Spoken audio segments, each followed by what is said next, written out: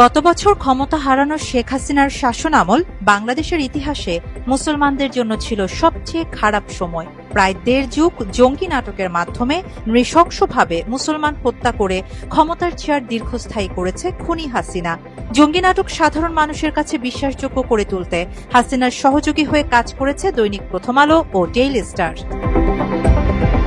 ২০১৬ সালের সেপ্টেম্বরে জঙ্গি নাটক সাজিয়ে নৃশংসভাবে হত্যা করা হয় মেজর জাহিদুল ইসলামকে। হত্যার আগে স্ত্রী সহ তাকে নিজ বাড়ি থেকে অপহরণ করে আইনশৃঙ্খলা বাহিনীর সদস্যরা। দীর্ঘ ৪ মাস ২ শিশু সন্তান সহ গুম রাখা হয়েছিল জাহিদুলের স্ত্রী জেবুন্নাহার ইসলামকে। সম্প্রতি আন্তর্জাতিক অপরাধ ট্রাইব্যুনালের চিফ প্রসিকিউটর কার্যালয়ে অভিযোগ দেন মেজর জাহিদুল ইসলামের স্ত্রী। এরপর ঘটনাটি নিয়ে নতুন করে আলোচনা শুরু হয়। ঘটনা সম্পর্কে সামাজিক যোগাযোগ মাধ্যম ফেসবুকে পোস্ট দিয়েছেন তৌসিফ সালাম নামে এক ব্যক্তি। তিনি মেজর জাহিদুলের মৃতদেহের কিছু ছবি দেখেছেন উল্লেখ করে বর্বর সেই নির্যাতনের বর্ণনা দিয়ে লেখেন, মেজর জাহিদুলের 2 হাত ছিল কাঁধ থেকে বিচ্ছিন্ন ও উল্টানো, অর্থাৎ মুচড়ে ভেঙে ফেলার পর শুধু চামড়াই জুড়ে ছিল। মুখমণ্ডল ছিল লাল, যা দেখে রক্তমাখা মনে হলেও ছিল আঘাতের কারণে লাল হয়ে যাওয়া মুখ। চোখ দুটো ছিল ঠিকরে বের হওয়া, যা প্রচণ্ড অত্যাচারের ব্যথায় বা দম বন্ধ হয়ে মৃত্যুর আলামত। বোঝার বাকি ছিল না তাকে নির্যাতন করে হত্যার পর জঙ্গি নাটক সাজানো হয়েছিল। তৌসিফ তার ফেসবুক পোস্টে দাবি করেন, মেজর জাহিদুলের পরিবারের অপরাধ ছিল তারা ধর্মপ্রাণ মুসলিম ছিলেন। তিনি আরও লেখেন, ২০১৬ সালে শেখ হাসিনার আইনশৃঙ্খলা বাহিনীর general Tarek Siddique, colonel Ziaul, AIG Asad, DIG মনিররা তখন জঙ্গি দমনে ব্যাপক তৎপরতা দেখাতে স্বৈরাচার হাসিনার নির্দেশে অসংখ্য ধর্মপ্রাণ মুসলিমকে হত্যা করে। এদের মধ্যে মেজর জাহিদুল অন্যতম।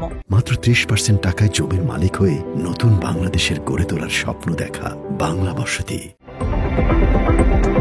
সে সময় শেখ হাসিনার লিখিত স্ক্রিপ্টে সব গণমাধ্যম সংবাদ প্রচার করত বলে অভিযোগ করেন পোস্টদাতা সালাম। তিনি লেখেন, হাসিনার কুকুরেরা মেজর জাহিদের মতো এমন প্র্যাকটিসিং মুসলিমদের জঙ্গি সাজিয়ে মিডিয়াতে যেসব স্ক্রিপ্ট সাপ্লাই করত, সেগুলোকে আরও ট্রিভিয়াল ডিটেল যোগ করে আরও বিশ্বাসযোগ্যভাবে প্রচার করত দৈনিক প্রথম আলো, ডেইলি স্টার ও বিবিসি বাংলা।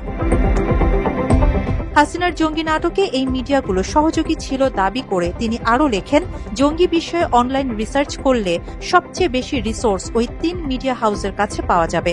হাসিনার ঘনিষ্ঠ এই মিডিয়া হাউসগুলো জেনে শুনেই বছরের পর বছর জঙ্গি নাটককে সত্যের মোড়কে প্রচার করেছে। প্রথম আলোর 2টি সংবাদ শিরোনাম ও ছবি সহ ফেসবুকে অন্য একটি পোস্ট দেন আরিফ হাসান মাসুম নামে অপর এক ব্যক্তি। তিনি লেখেন, একটি ২০১৬ সালের 5 সেপ্টেম্বর, অন্যটি আজকের।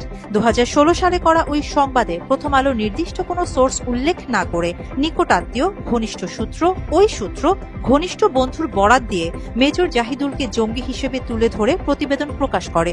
প্রতিবেদনে উল্লেখ করা হয়, মেজর জাহিদুলের স্ত্রীও জঙ্গি কর্মকাণ্ডের সাথে জড়িত। আন্তর্জাতিক অপরাধ ট্রাইব্যুনালের চিফ প্রসিকিউটর কার্যালয়ে দেয়া অভিযোগে জেবুন্নাহার ইসলাম উল্লেখ করেন, ২০১৬ সালে 2 শিশু সন্তান সহ 4 মাস গুম ছিলেন তিনি। তখন তার স্বামী কোথায় প্রশ্ন করলে জানতে পারেন তাকে হত্যা করা হয়েছে। তিনি ও তার স্বামী জঙ্গি ছিল, জোরপূর্বক এমন স্বীকারোক্তি দিতে তাকে চাপ দেয় আইনশৃঙ্খলা বাহিনী। স্বীকারোক্তি না দিলে তাকেও স্বামীর কাছে পাঠিয়ে দেওয়ার হুমকি দেয়। প্রথম আলো ও ডেইলি স্টার আওয়ামী শাসনামলের পুরোটা সময় ধরে ধর্মভীরু মুসলমান ও মাদ্রাসা ছাত্রদের হত্যায় জঙ্গি নাটক মঞ্চস্থের কাজে ফ্যাসিস্ট হাসিনার প্রধান সহযোগী গণমাধ্যম ছিল বলে অভিযোগ রয়েছে। হাসিনা পালিয়ে যাবার পর আয়নাঘরে গুম থাকা আলেমরা প্রথম আলো ও ডেইলি স্টারের মুখোশ উন্মোচন করে। এরপর পত্রিকা দুটির বিরুদ্ধে বিভিন্ন সময় অবস্থান নেয় দেশের সাধারণ মানুষ। আরিবা জাহান, বাংলা এডিশন।